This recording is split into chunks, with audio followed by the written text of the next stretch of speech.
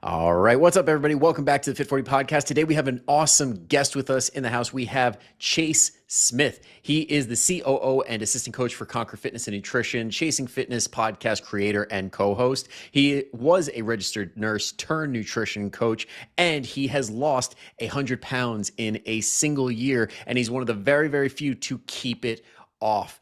And we're going to talk all about his journey. We're going to talk about how he coaches others to success so that you can pick up a lot of really useful, helpful tips for yourself going forward. So Chase, welcome to the show. Thanks, Brian. Glad to be here.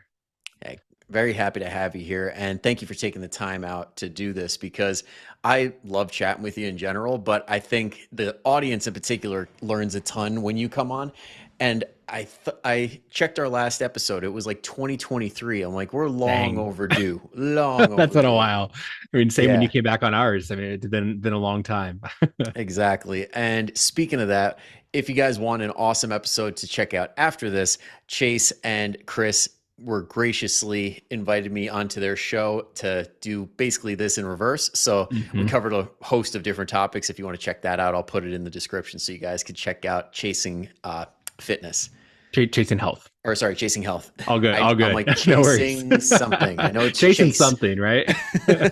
Chasing health. Yeah. Yes. All good. But yeah, you run an awesome podcast too. But thanks. That's why I love having you on as a guest, because I know you can convey your message in a great way. So let's start it off with like your journey, because I know everybody's got their own way that they've gone about this, getting healthy, putting on muscle, burning body fat, being in a better mindset. Like, where did you start from, and how did you kind of start your journey? Yeah. So, I mean, not to spend too much time on this, but I think I always like to say it starts from the very beginning, right? Where it's like, I was always the bigger kid and bigger teenager, one of the biggest guys in my class, and just I definitely always had a weight problem. Definitely up until probably about high school-ish, and right after high school was when it really started to put on a lot more weight. Actually, well, even during high school, I was pretty heavy during that time, and just always had a really poor relationship with food, and was like the sneak eater kid all the time, grabbing snacks out of the kitchen. Like, growing up, like we always had like the snack basket on the countertop all the time, or it was like unlimited snacks, little Debbie cakes, gummies, gushers, whatever you wanted. Like, it was an endless supply there, basically, growing up. And, at that time, I took advantage of that. And I would just, go grab, like, it wasn't just like, oh, like have one treat, like one a day. And I was like, when I'm walking by, I grab like 3 or 4 things and like head down to my room and just, pig out on that stuff and watch TV, and not active at all. Was not into fitness. I was a kid. It was so funny. I was talking about this with my mom actually a couple weeks ago. Because my niece was doing the mile test at school, and my mom and I were just laughing. We were just like, oh man, I remember when I used to do that. Like, I'd be like, have like anxiety attack basically before that, because I was like, I was not wanting to do it. Did it, like, was so upset the entire time. I've had a horrible asthma growing up too, so it was just like, puffing my inhaler the whole way. Like, it was awful. Like, I was not into fitness whatsoever at that age. And then, fast forward a little bit here to, after high school, continued to put on more weight. And then I tried all the different diets, right? All the most common what everyone's tried. I tried Atkins, tried like the South Beach diet for a while, tried Weight Watchers for a little bit of time. My very first like thing that I ever remember doing was Nutrisystem. And I didn't really even like do it. It was more so like, probably when I was about, 12 or 13 or so. I remember my mom ordered a Nutrisystem for herself, and I want to make it clear, she didn't like push the stuff on me, but it was just like, that was my first time really trying to like, that I remembered like thinking, oh, you eat these meals, you lose weight. I had like no clear understanding why, but it was just like, oh, you just eat these, 3 meals a day, you get your one snack a day. To be fair, their marketing pushes that. It's like, just do this, you'll lose weight. It'll work for you. So just guaranteed. Simple. So simple. Exactly. Eat this cardboard flavored food and you'll lose weight. Yeah, no wonder. But that was like my first kind of memory of like trying to lose weight. And every year I would, I was so much like the new year, new me type of person. Every single year was like, all right, I'm doing it this year. I've got this. I would lose 20, 30, I think maybe 1 or 2 years, I lost actually like 40 pounds, like lost a good bit of weight. But then the moment life came up, or just things happened, or just, as I always like to say to my clients now, I'm like, well, these things don't work because you're actively looking for any reason to give it up, because you just hate doing it in the first place. And so like the moment life happened, it was like, well, guess it didn't happen this year. So I would just abandon it altogether. And when I abandoned it, like I went completely off the deep end and just went right back to old habits. And I have a history of binge eating and still working through that. And that was something that really would just go off the deep end and put on all the weight I'd lost and plus a lot more. Up into the point where now, kind of fast forward up to 2019, where I was at my heaviest, about 382 pounds. And it was just at a point where like just was not healthy. I mean, I didn't have like a ton of medical problems. I mean, I had like high heart rate and like and like I said, I had asthma for a little bit of time. I kind of grew out of that mostly though. But nothing like super like life or death, super concerning. Like it thankfully had not gotten to that point. I mean, I know a lot of people, they start their journey because it's like they have a heart attack or something else happens where it's just like, wake up call. I didn't really have that necessarily. What was different about that year was actually a friend and coworker at the time. Her name is Brandy. She was like, "Hey, I want to lose weight. I know you want to lose weight. Why don't we, do this thing together and just see, like, make a little competition?" We framed it as, every month we would kind of like, do our way in and see who's lost the most. Whoever lost the least has to like buy, dinner out or a movie or something for, had to pay for the other person's stuff. Needless to say, after like a month or so, I was losing a lot faster than she was, but also I had probably 100 more pounds to lose than she did. And so lost a lot quicker in the beginning. I mean, I dropped like 35 pounds my first month, a lot of weight, but also make it very clear, I was 382. I was clean eating and intermittent fasting at that time. That was like the thing at that around that 2019 time. Everyone was intermittent fasting. And so at that point, I mean, I was probably eating very, very little. And I was going to the gym almost every single day, do a lot of cardio. That was like my method when I first got started. And about a month or so in, we were like, you know what? Maybe this competition thing isn't really what I want to do, just because like obviously I'm losing out faster. It's probably not the fairest, deal here. I don't want to, make you feel like you're not doing enough because she was still doing fantastic herself. You're just too good of a friend. I would have milked that for the longest time. Be like, I'm getting free food. Like, this is awesome. Right. No, I was just like, yeah, this isn't cool. Like, I don't want you to feel like you're not doing well enough, because she was crushing it herself. And so we continued to hold each other accountable, going to the gym together and do all the things together. And then, fast forward, throughout that year, just continued to lose weight. And it started to kind of just finally click, like, maybe this is actually different this time. And, around that time, around like April or so, I started to learn more about actual nutrition and like, calories in versus calories out, like what's in our food, how to look at nutrition labels and such, which is funny to say, like hindsight 2020, because it's like at that time, like I was already a nurse and I'd taken a whole semester of nutrition, but you learn about tube feedings and hospital feedings and such like that there. You actually learn about how to work fat loss works. Yeah, you're not like, wait, so I can't just tube feed myself and control for calories that way? Exactly. It doesn't work that way. Shocker. Damn. So yeah, not super practical for myself. Or you learn about what every single vitamin does for you, and it's like, all right, that's still, again, great information, but not helping you for fat loss. Mm-hmm. So I started to actually learn more about that, and I got involved with a coach. And at that time, I didn't join his program at that moment because I was still, frankly, doing well myself. I didn't really feel like I needed to have a coach. And then in August of that year, things started to slow down. It was kind of hitting that wall a little bit, starting a little frustrated, like, progress. I mean, I'm still making progress, but like, when you're going from losing 35 pounds in a month to, only see like 2 or 3, you're like, what's happening? Oh, wait, you're getting that kind of normal frustration. So it was about that time when I reached back out to that coach and had a conversation with him and ended up working with him. At that point, started one-on-one working together. Throughout that year, lost over 100 pounds. And, that was, gosh, I mean, and it's been lots of ups and downs along the way. There's probably a lot more I could go into, but it just kind of hitting the highlights, started really getting in the strength training towards the end of that year. And then especially like the following year in 2020, I started working with, Jordan Lips. Yep. Started working with him one-on-one for training. And then eventually he took over my training and nutrition as well. Just so I had one coach, because at the time I was working with Josh and Jordan.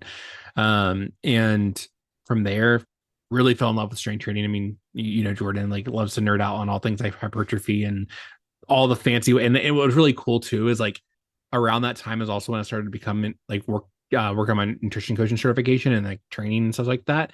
And so like it was always fun. We loved our calls together because I'd get on there and he'd be like, I love it. Like I actually have to like nerd out with you. He's like, normally I have to like tone it down enough so like it makes sense Yep. to the common layperson. He's like, no, I get to be like full nerd mode on you on these calls.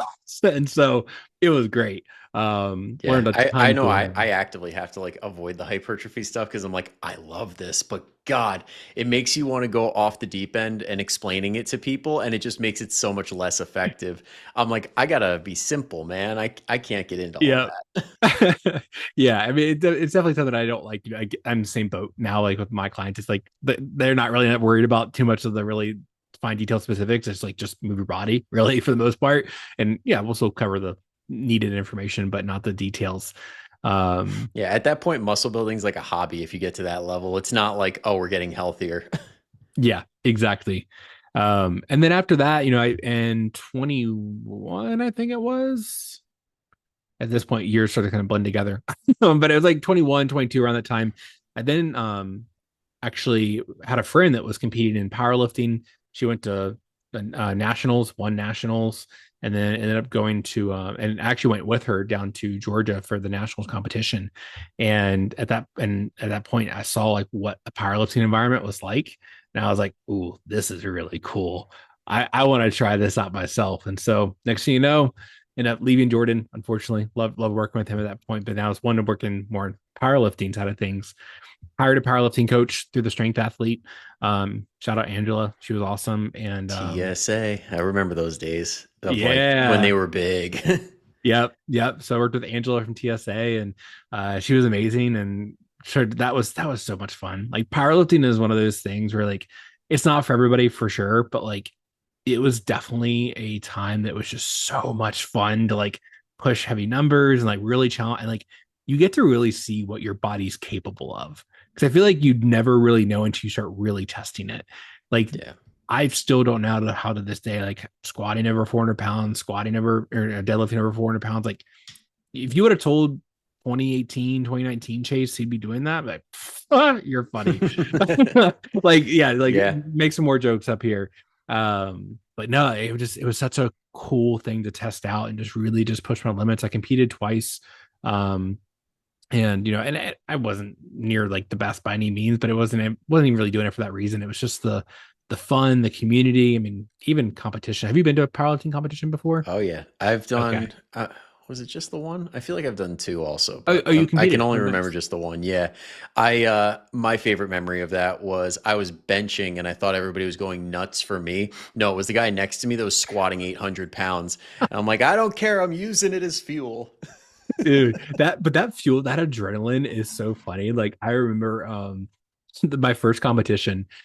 I don't remember the exact numbers, but it was like, squatted 380, it moved up like butter, like not like nothing. And then I went, I don't know, 415 or so, whatever it was. And that moved okay. It looked a little heavy, but went okay. And then we loaded up like 432, whatever it was in kilograms, or in pounds from kilograms at that time.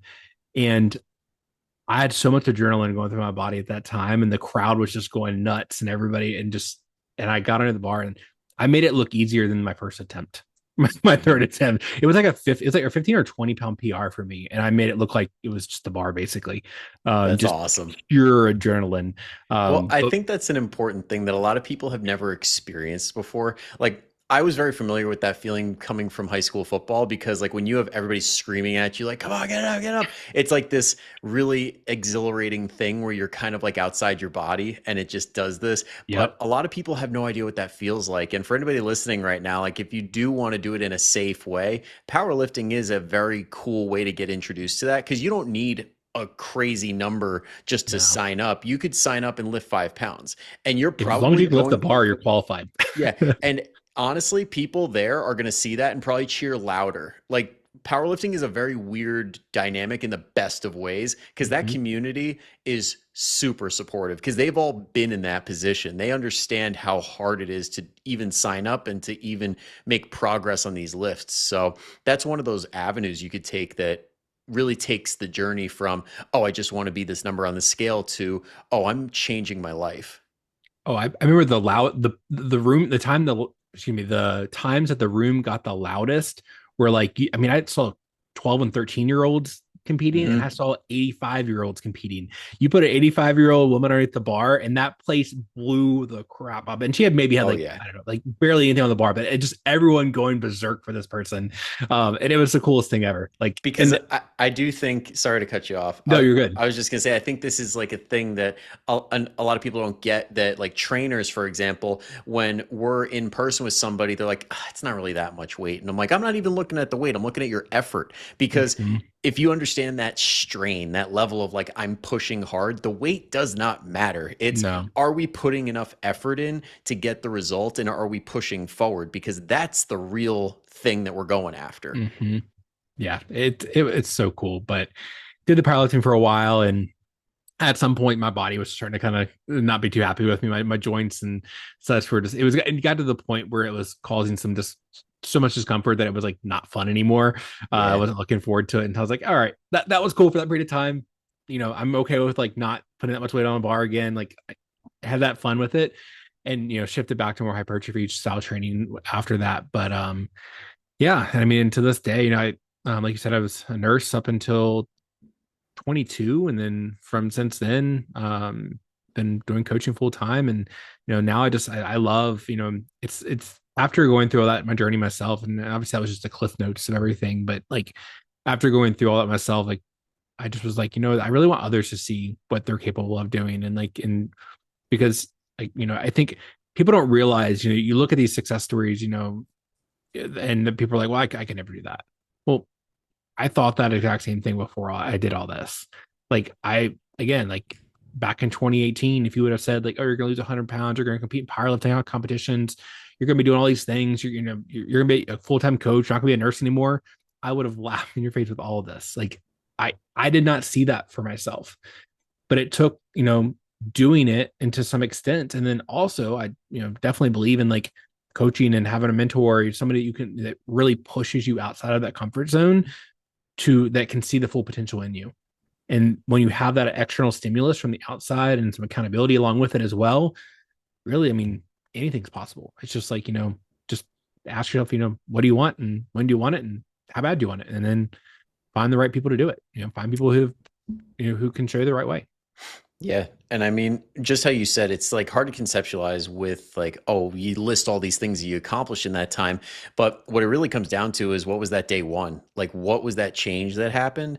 And just starting, because then everything kind of builds. Kind of like if anybody listening has a college or high school education, it's like you see yourself with the degree. You don't see it on day one. You just show up to that first class.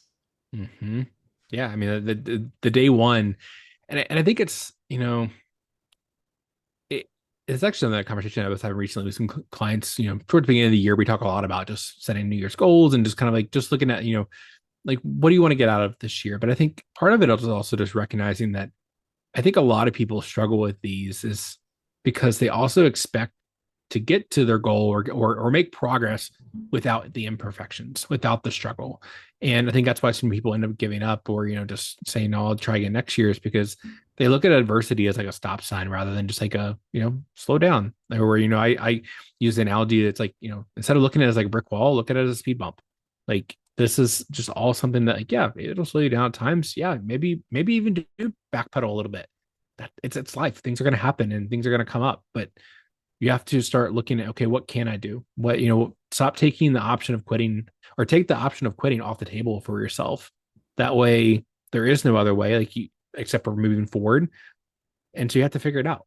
And I think, so I think, kind of looking back on day one, like, yeah, I probably would have never imagined any of this stuff, but I also knew that I wanted the change. And, it took taking the action, the whole like motivation versus discipline versus action and all that whole talk. I think, there use motivation when it's there. I'm all for, like, I know you'll have some people say like, oh, don't ever use, rely on motivation. Like, yeah, don't rely on it, but when it's there, use it. Like, That's like feeling tired and having a caffeine drink staring you in the face, and you're like, don't drink it. It's like, why not? It's right there. exactly. Yeah, exactly. Use the fuel that it's there. And so Yeah. like when motivation is running high, use it. And then, build some systems in place that keep you going. And but then also having, again, going back to having the external accountability and support, and somebody that also believes in your vision as well, and can help you reach that, and provide you that reassurance. Because I think, let's face it, I mean, we're all our hardest critics when it comes to things and when we're struggling and such. And in the moment, we feel like we're failing maybe sometimes, but then you have that person that's just like, hey, like, listen, like, to drop in the bucket. It's one bad day, one bad week, whatever it may be. Like, just keep going. Like, what are you going to do? Give up? And you're going to give up all of this because of one bad day, one bad week? No, just keep on going. It's actually funny. I always love to share this story because I feel like this um, really resonates with some people. Is there was a epiphany moment that I had back in, it was probably around like maybe May or June or so, of 2019 when I was first started.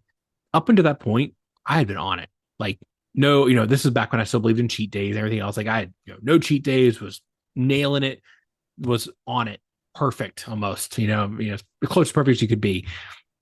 And I was at work. This was back when I was still working as a nurse, and there was a retirement party for somebody. And I remember going into work that day. There's all the food there and everything else, and I was like, okay, this is a little bit of a test here for me. Like, so I had a plate of food, and another plate of food, and I was like, oh, now the desserts are coming out. Like, oh man, these are looking really good. Had a dessert, had another dessert, had another dessert, and I was like, shit, I did it. I blew it up again. And all the voices started coming in like, hey, you do this every year. You always screw up. You can't do this long term. You're never going to succeed. You're such a failure. All that negative self-talk just started flooding my brain at that time. And I really was just like, great. I've made this 5-6 months, and now it's just for nothing. And, just when I thought I had it down. And so actually I reached out to my, or he wasn't my coach at the time yet, but reached out to Josh, and I was just like, hey man, like, blew it today. It's just really was really down. I remember he sent me a voice note back, and he was like, dude, number one, did you enjoy the food? I was like, well, yeah, it was really good. That's why I had all the food. It was really good. He was like, great, just get back at it tomorrow. And in saying this now, it seems like, well, duh. Of course it's that simple. But in that moment, and I know people are going to hear this and resonate with this exact moment, you think you've just ended it all.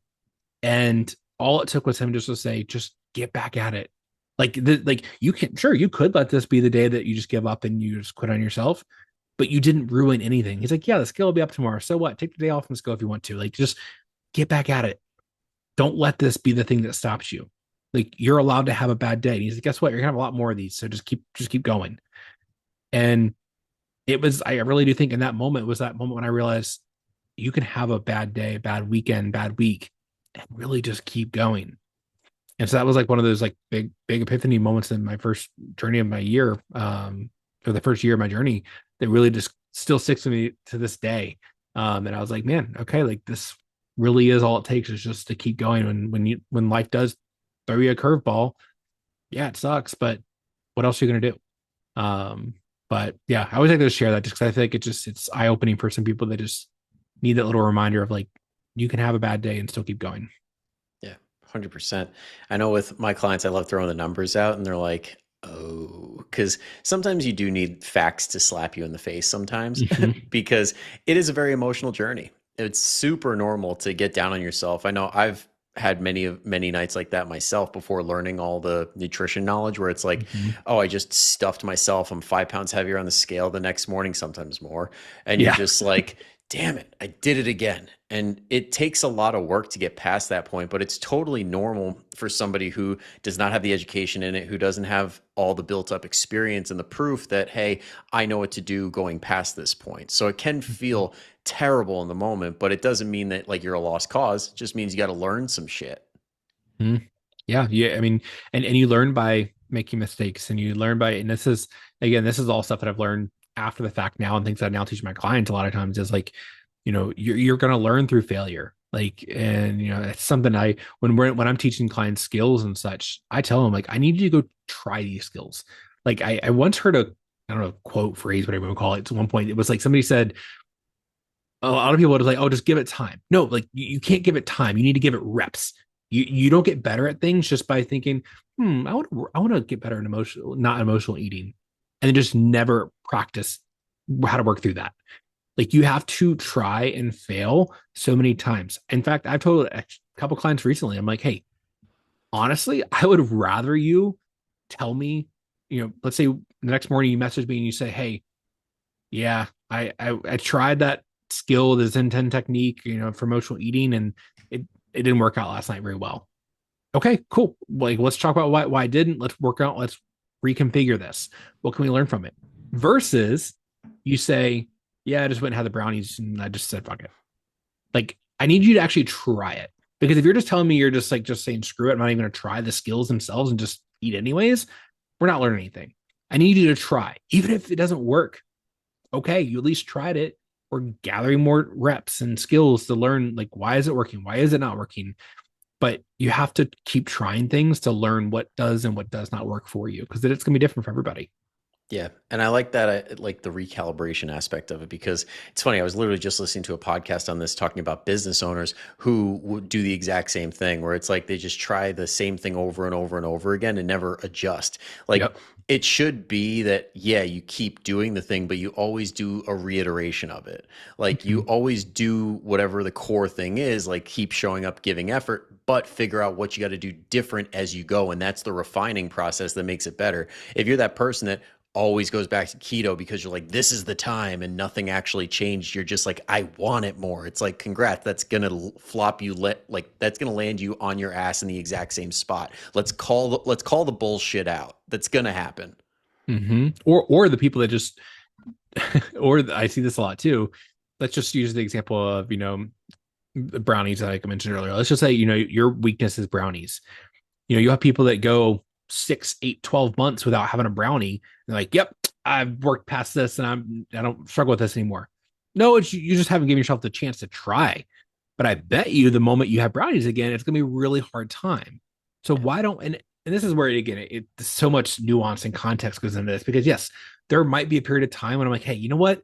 Maybe we say no to brownies for a little while just to work on some other things right now. Because it's harder to work and stuff when it's right in your face all the time.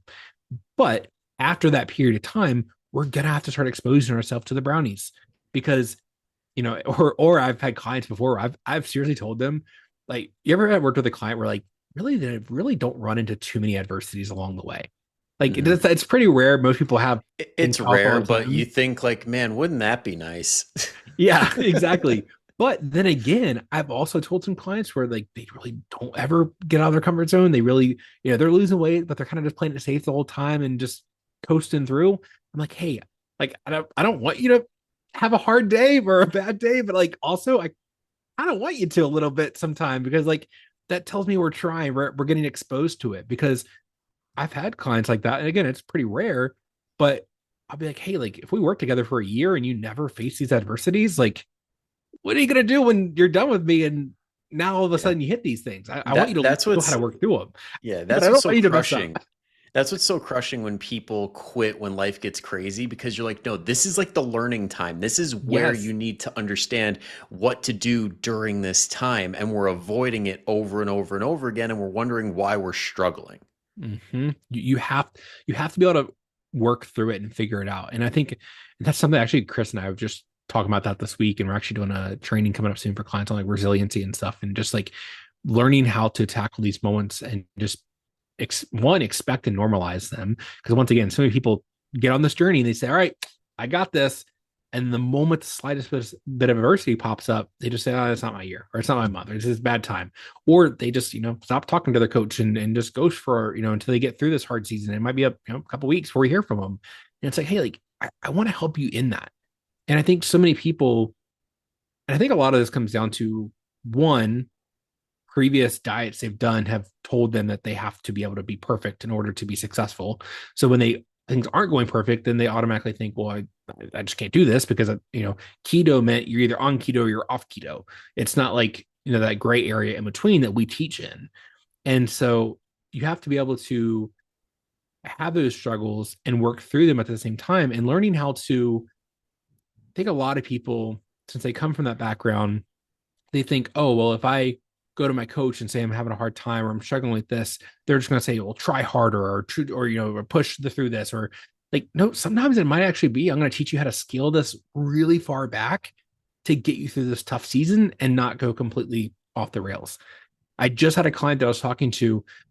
She went through, had a younger person in her family go through, passed away this past month, and really tragic loss and really tough month. And before that, she was down, I want to say she's down, gosh, I don't know the exact number, 20, 30 pounds or so. She's doing fantastic before that, up the holidays.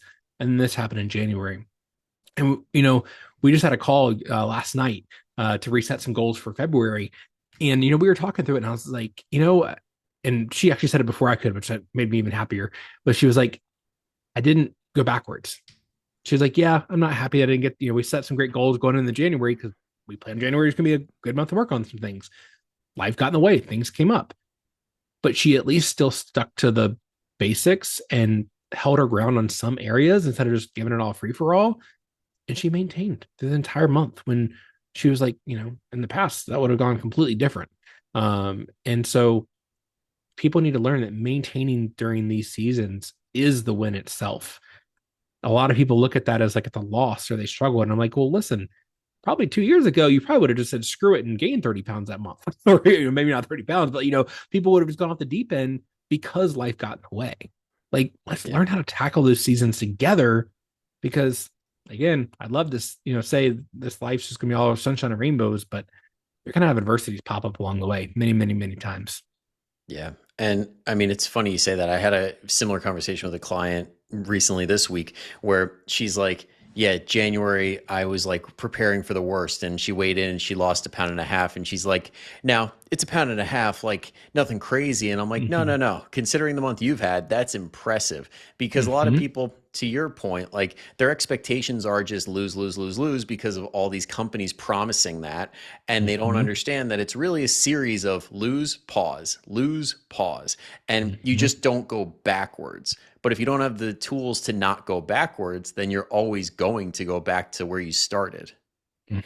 Yeah. You have to have the tools and you have to be able to just embrace that this is a part of the journey. Like this is like adversities and hard times are a part of the journey. My favorite, analogy is always like, it's like a roller coaster, right? Roller coasters go up and down, up and down, up and down. Yeah. They go down a lot, but that means they're going to come back up.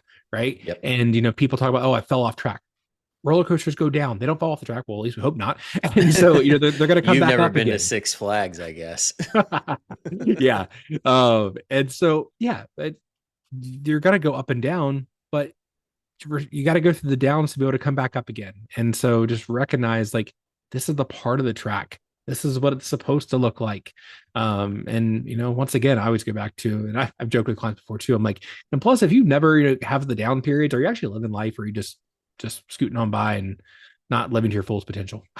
Yeah. And I think it also gets back to your point too. Like we say all these things and all these tips and techniques, but it really comes down to that core want for change because a lot of people just want the result. They don't actually want to change themselves. And that's a little bit different. How would you explain that to somebody if you clearly know, like they're literally just treating this like every other system they've done in the past where it's like, I just want this weight. I don't want to change anything I'm doing. I'm just going to grit it out and get it done. And then I'm just going to go back to the way I was. That's a hard one. And I've worked with, a few clients like that. And it's, you got to want this more than the number. Like if you're just chasing a number, you are going to be sadly disappointed. And I've worked with a couple of clients and I've had a client tell me before, like, I don't care about anything else. Like, I even put a hypothetically, I was like, imagine like, what if like you got your dream body and you could do everything you've ever possibly wanted to do, but the number didn't change on the scale. Would you be happy? No.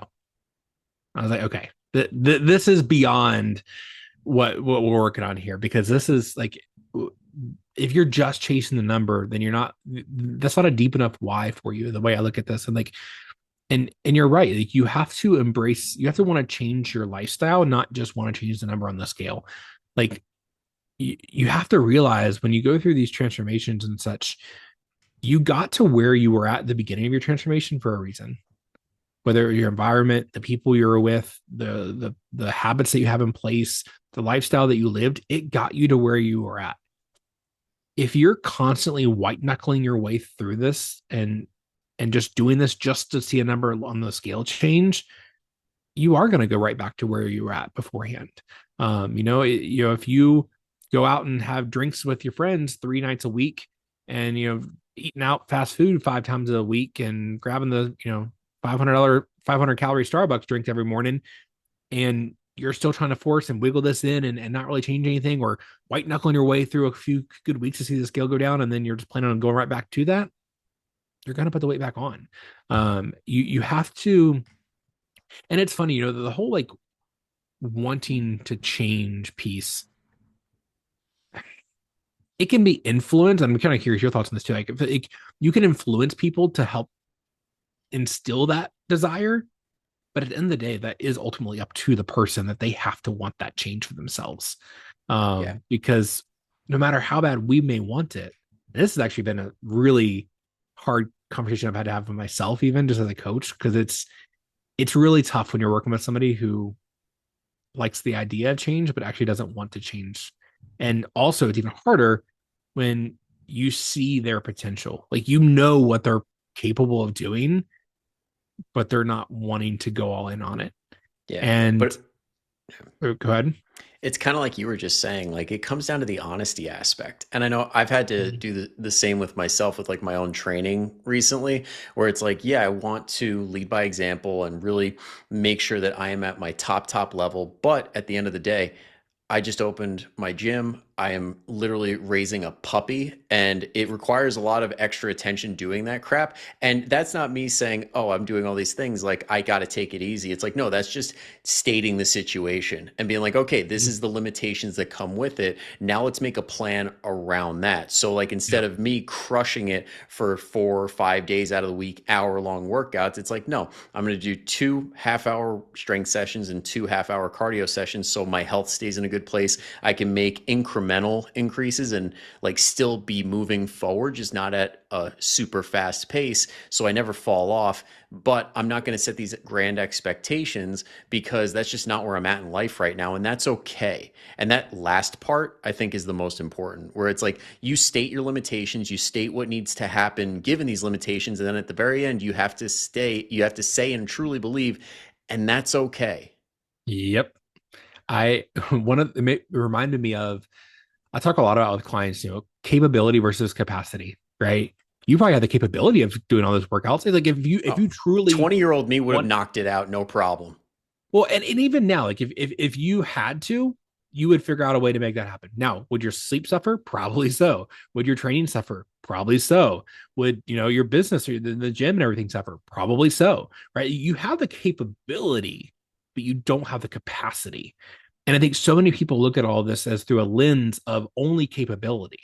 Like, yeah, we're all capable of doing a ton, but what do you have the capacity of doing? And you have to learn to be okay with that capacity. Like you said, you have to truly believe that and be okay with it. Because if not, you're always going to find ways either to sabotage yourself or find ways to just give up, because your actions and expectations always have to match up. I always talk about this a Mm. lot with clients too, is we have this talk of like, you know, what do you expect right now as far as your goals go? And then what actions have to be there in order to meet said expectations? If those are not in alignment, one of the two has to change. Like it has to. We can't just sit in this limbo when one is higher than the other, or vice versa. We have to either put in more, so raise actions, or lower expectations. Mhm. Your choice. But one of them has to change, or it's the quickest recipe for burnout, because you Yep. have to be able to meet yourself where you're currently at.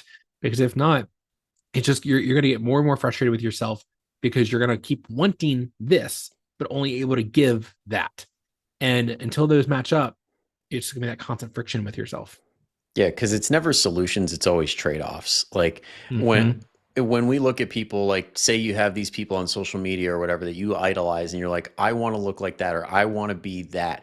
It's like you're only seeing the stuff that they're intentionally showing you, do you want to give up the quality of your family life? Because a lot of people really do sacrifice a lot of their personal life to build a Mhm. brand, to build a company. There's people who have gotten divorced multiple times. There's people whose kids hate them. There's people who really suck Mhm. at their job because they're putting all their effort into Instagram. Like, you need to understand what the trade-off is here. And if you want to be an all-around rounded person and improve your health, then you got to understand it's not going to be the same, as it shouldn't be. Because do you really want to be a worse parent? Do you want to be a worse spouse? Do you want to be all these things coming down just for hitting that standard that you're holding?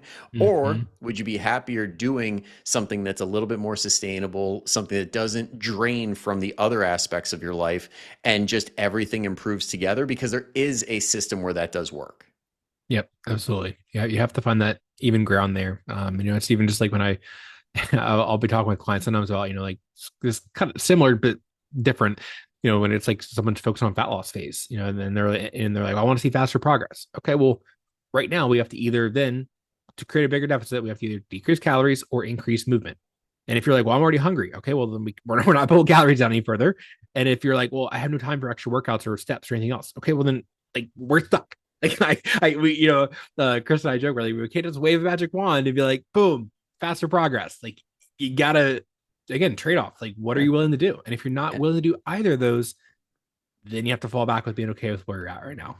Yeah, and I like how you put it out there. It's like you like would have to drop calories, which a lot of people resort to, and then they end up eating, quote unquote, eating 1,000 calories, 800 calories, and they're like, I Mm-hmm. just can't lose weight because guess what? They're already hungry, so they're eating more food than they probably think they are.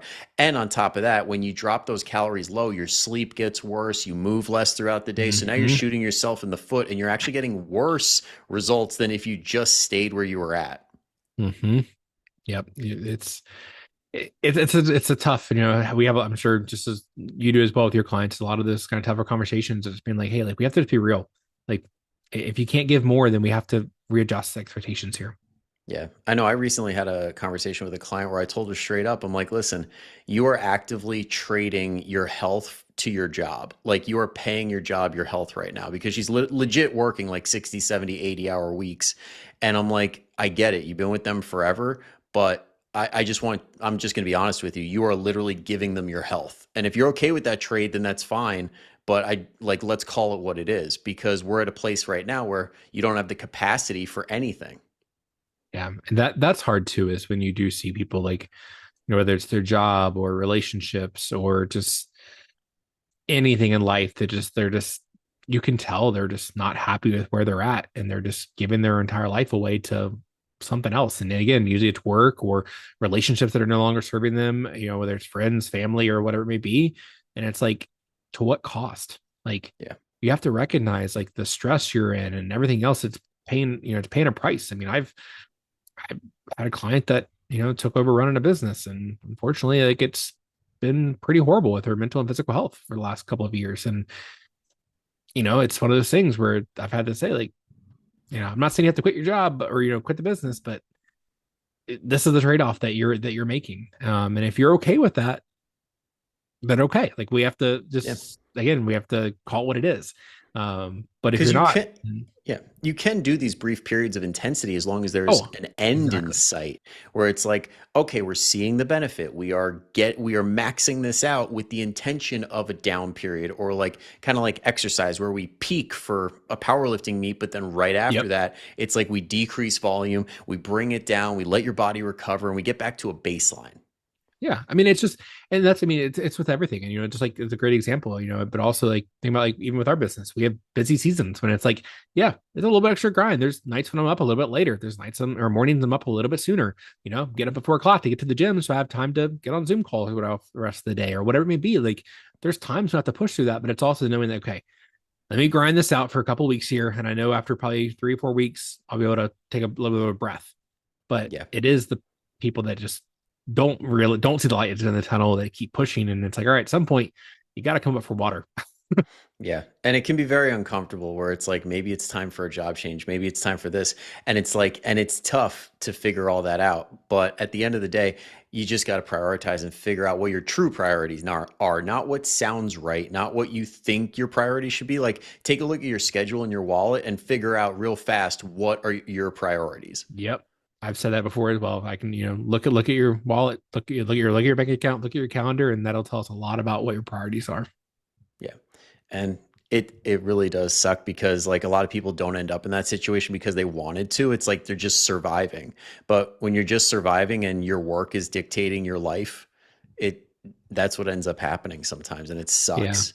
Yeah. And when you're surviving, I mean, and this is another tough conversation with a lot of people, kind of bringing it back to fat loss, as well. Like there's seasons of like when clients aren't seeing results and such, but they're just like, it's like, oh, are you stressed? Yeah, I'm stressed out of my mind, not sleeping, not like, like, and I'm just like, in what world can we expect great progress in the season where you literally are surviving? Like you're never home, you're on the go all the time, you're working 60-hour work weeks, and you're just punishing your body basically into the ground. Like probably not the best time to can expect fat loss progress right now. Yeah. But all this to say, I know we're on a bit of a down note here. All this to Let's bring say, it back up. when you have this stuff going on, there's still always something you can do. Like, for example, Great like point. reaching out to a coach, like to take care of all of this stuff is a gigantic benefit. Like that client I just mentioned, where I'm like, listen, you're giving all your capacity away. I'm like, you know what? I never do this for anybody, but I'm going to make a strict meal plan where you can pick out of 5 things for breakfast, lunch, and dinner, and those are going to be your things. And she's like, done, got it.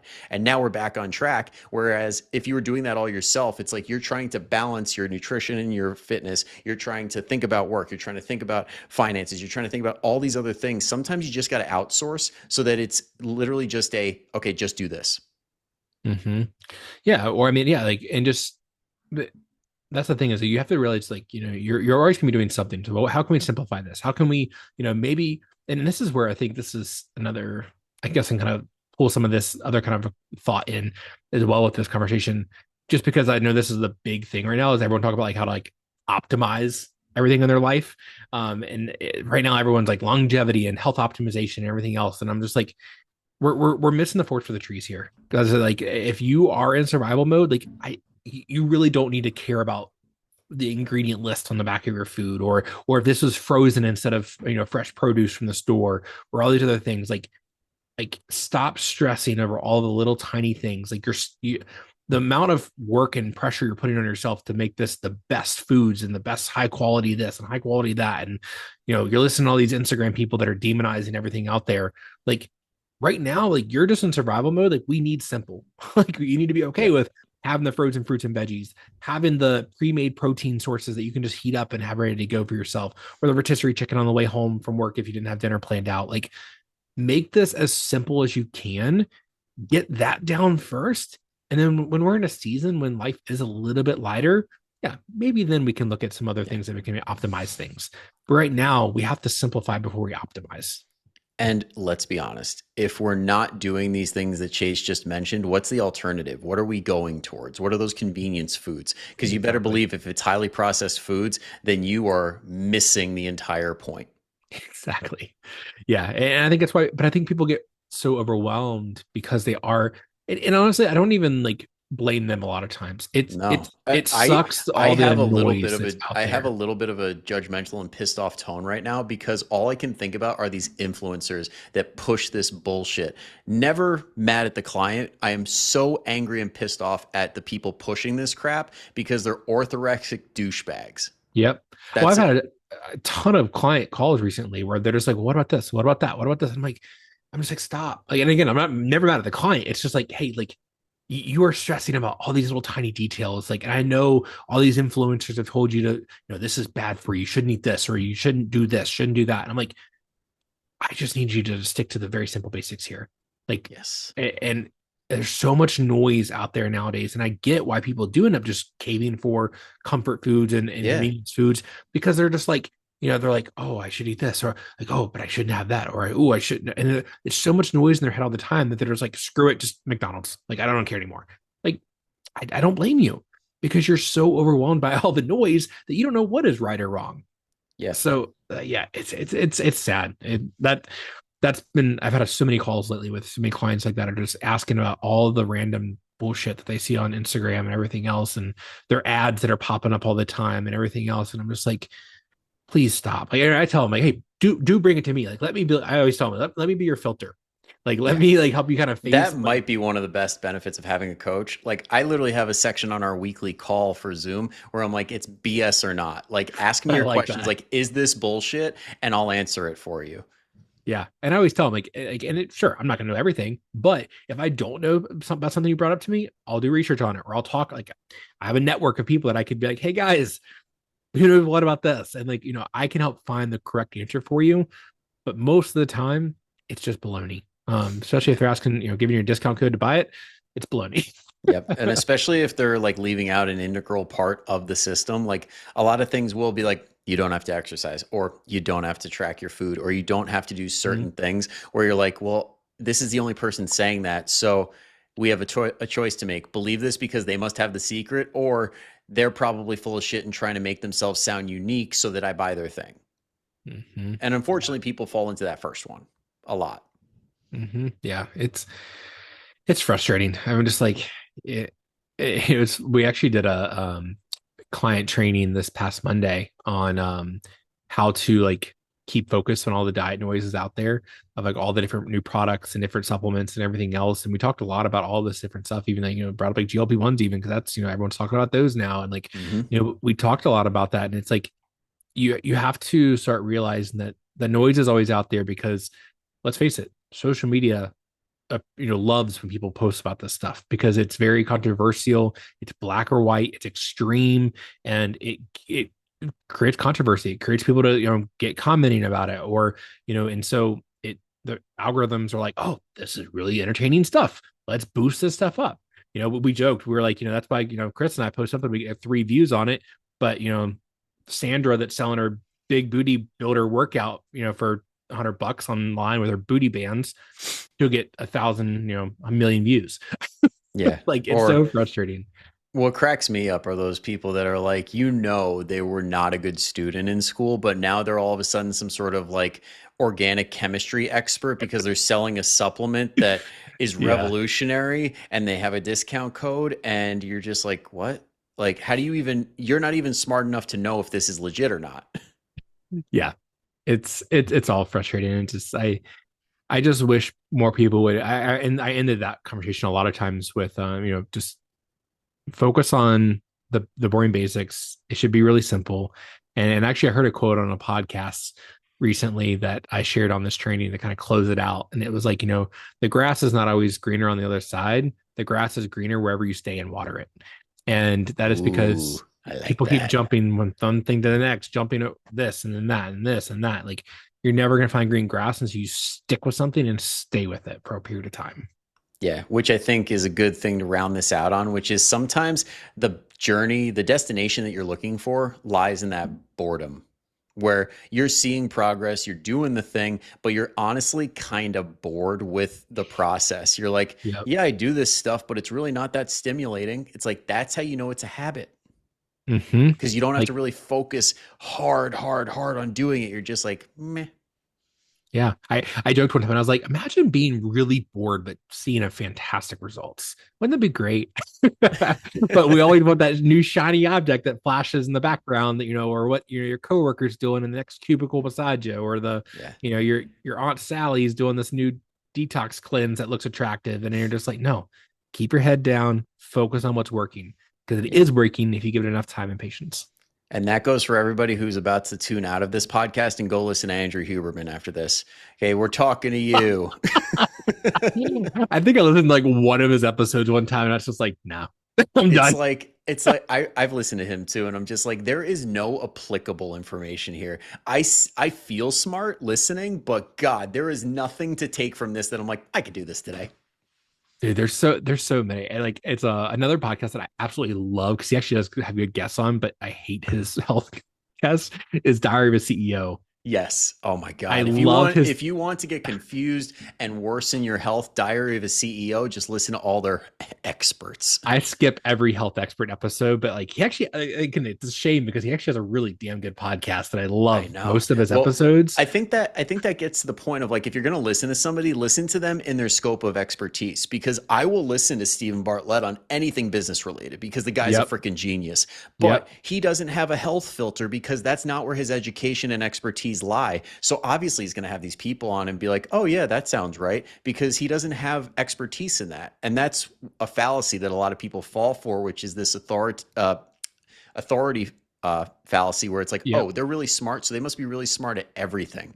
And it's like, if you believe that, then ask your doctor to a round of golf and see how they play. That's so true. Yeah. No, it's just guys like keep the filter, like have a filter, again, like counter coaches, like you said, that's a great way to like use your coach is like have that filter there to help filter things out.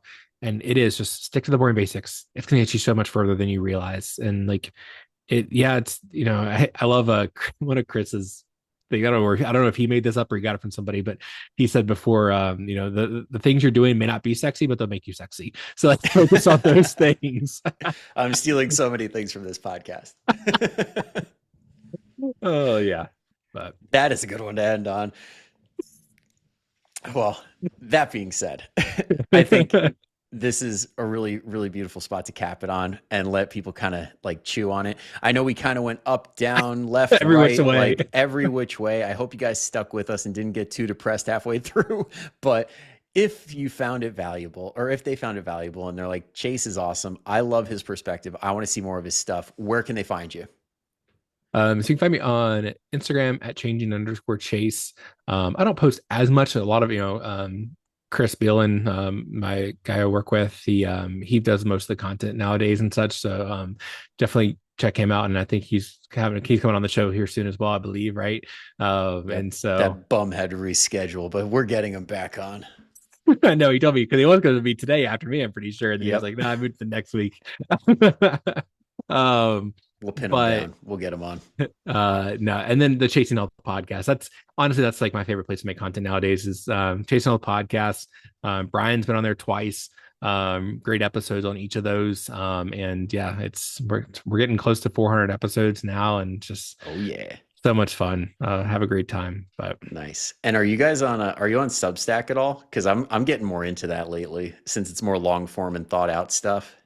I don't know what that is actually. I've heard of the name Ooh. before, but I don't know what that is. It's kind of like if Twitter and Reddit had a baby and only put smart people on there. Ah, Because interesting. it's like publications and things. Like you have to kind of commit to reading people's stuff because it's articles, journals, and like it if you don't just want the dopamine hit over and over again for Yeah. hours and hours, then it's a good spot. Okay. I will have to check that out. No, I will check it out though. Yeah. And if anybody here listening is not already on my Substack, get your ass over there. I love you.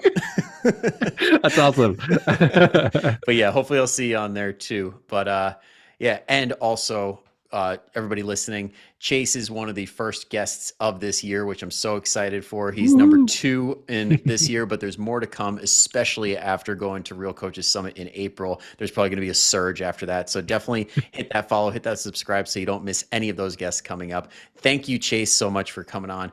Appreciate you. And as a thank you to Chase, if you guys are still here, if at any point you heard something and it really resonated and you're like, damn, my friend or my family member really needs to hear this because maybe they're stuck in that mindset that we were talking about previously, send it their way. They'll appreciate it, and so will we. All right. So Yeah. till next time, go kick some ass. See you later. Thanks, Brian.